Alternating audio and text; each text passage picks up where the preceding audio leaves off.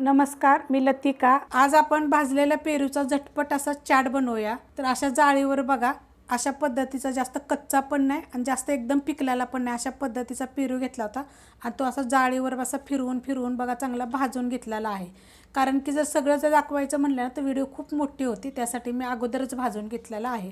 आता काय करायचं माहिती आहे का, ह्याच्यावरची साल काढून घ्यायची। या अशा पद्धतीमध्ये पूर्ण बघायची साल मी काढून घेतलेली आहे। तर त्याला काय करायचं, आपले तोंडाची बाजू आणि बुडक्याची बाजू थोडीशी अशी कापून घ्यायची।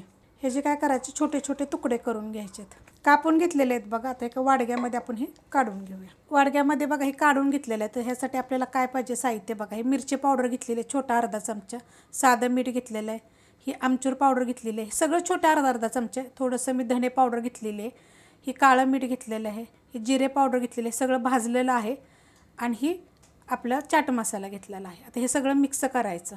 हे कसं माहिती आहे का, जेवढं पाहिजे तेवढंच आपल्याला टाकायचे।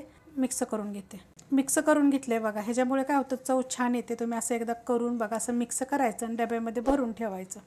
आता ह्यातलं आपण टाकून घ्यायचं, जेवढं पाहिजे तेवढंच आपल्याला ह्याच्यात टाकायचे। ह्याच्यात टाकायची हिरवी मिरची एकदम बारीक कापून घेतली बघा, कमी तिखटवाली आहे ही। ह्याच्यात घेतल्यात पुदिन्याची पानं, थोडीशी कोथिंबीर, ह्यात टाकायचे आपल्याला डाळिंबीचे दाणे, अर्धा लिंबू घेतलेला आहे, अर्धा लिंबाचा रस टाकायचा। जर जास्त घेतलं तर तुम्ही जास्त पण टाकू शकता। आता हे सगळं असं मिक्स करून घ्यायचं, चांगलं मिक्स करून घेतले बघा। चांगलं जेवढं होता होईल एवढं हलवून चांगलं मिक्स करायचं, तर मग ते एकजीव होतं। मस्त असा झालेला आहे बघा चाट, करून बघा, झटपट एकदम चवीला एक नंबर। असं दुपारच्या वेळेस मुलांना काहीतरी वेगळं असं करून बघायचं। रेसिपी आवडली तर लाईक करा, सबस्क्राईब करा, कमेंट करा आणि शेअर बी करा।